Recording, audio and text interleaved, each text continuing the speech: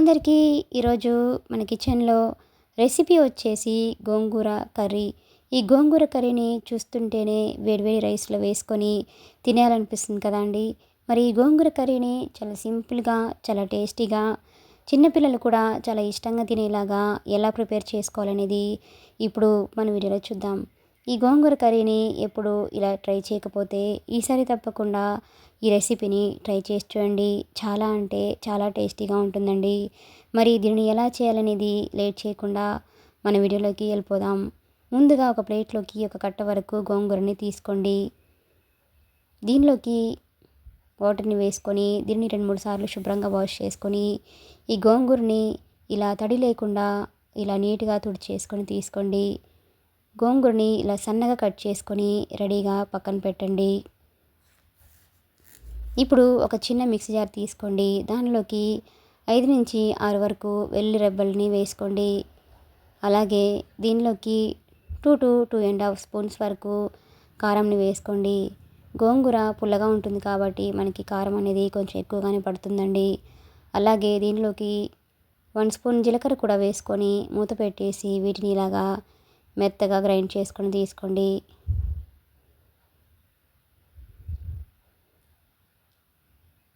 ఈ గోంగూర కర్రీ అనేది ఎప్పుడు ఇలా ట్రై చేయకపోతే ఈసారి తప్పకుండా ఈ రెసిపీని ట్రై చేయండి. చాలా చాలా బాగుంటుందండి. ఇప్పుడు ఒక ప్లేట్లోకి 2 మీడియం సైజులో ఉన్న ఆనియన్స్ని తీసుకొని వీటిని కూడా ఇలా సన్నగా చిన్న ముక్కలుగా కట్ చేసుకొని తీసుకోండి. ఈ గోంగూర కర్రీకి ఆనియన్స్ అనేది కొంచెం ఎక్కువగా ఉంటేనే కర్రీ అనేది టేస్ట్ చాలా బాగుంటుందండి. ఇలా ఆనియన్స్ని కట్ చేసుకొని వీటిని కూడా రెడీగా పక్కన పెట్టండి.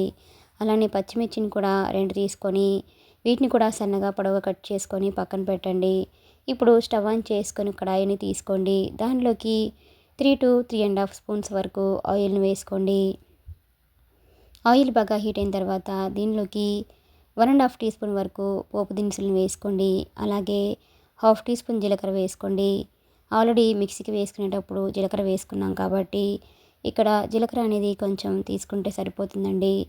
ఇప్పుడు లో ఫ్లేమ్లో ఉంచేసి వీటిని బాగా ఫ్రై చేయండి.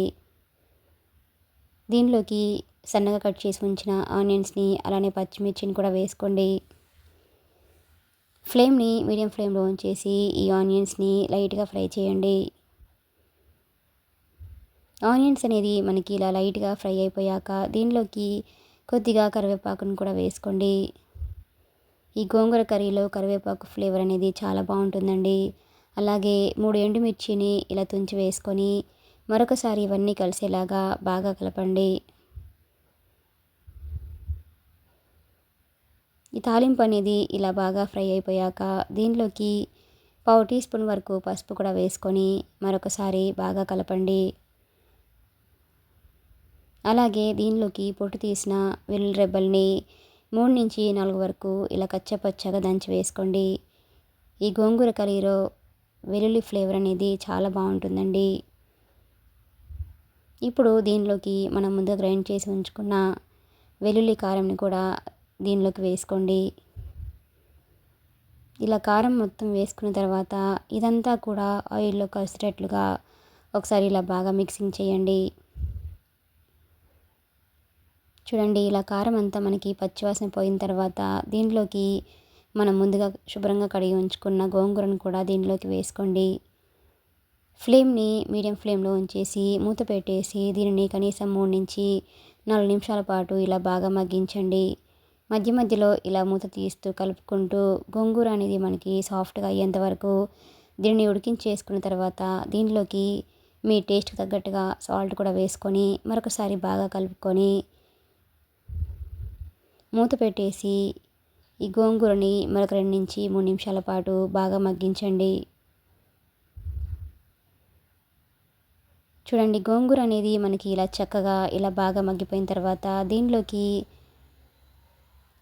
కొద్దిగా ధనియాల పొడిని కూడా వేసుకొని ఒకసారి ఇలా బాగా కలుపుకొని 1 నిమిషం పాటు ఉంచేసుకొని స్టవ్ ఆఫ్ చేసుకోండి. అంతేనండి, ఎంతో టేస్టీగా ఎంతో ఈజీగా ఉండే గోంగూర కర్రీ అనేది మనకి రెడీ అయిపోయినట్లే. ఇలా రెడీ అయిపోయిన ఈ కర్రీని ఒక సర్వింగ్ ప్లేట్లోకి తీసుకొని వేడివేడిగా రైస్లోకి వేసుకొని నెయ్యి వేసుకొని తింటుంటే ఆ టేస్ట్ అనేది చాలా చాలా బాగుంటుంది కదా అండి. మీకు కూడా ఈ రెసిపీ కనుక నచ్చినట్లయితే ఒక లైక్ చేయండి. అలానే లైక్ చేయడం మాత్రం మర్చిపోకండి. Please subscribe my channel, like, share and comment. మరిన్ని మంచి మంచి రెసిపీస్ కోసం మన ఛానల్ని సబ్స్క్రైబ్ చేసుకోండి. అలానే ఈ రెసిపీని మీ ఫ్రెండ్స్కి, మీ ఫ్యామిలీ మెంబర్స్ కూడా షేర్ చేయండి. అలానే ఈ రెసిపీ మీకు కూడా ఎలా కుదిరిందనేది కామెంట్ సెక్షన్లో కామెంట్ చేయండి. Thanks for watching.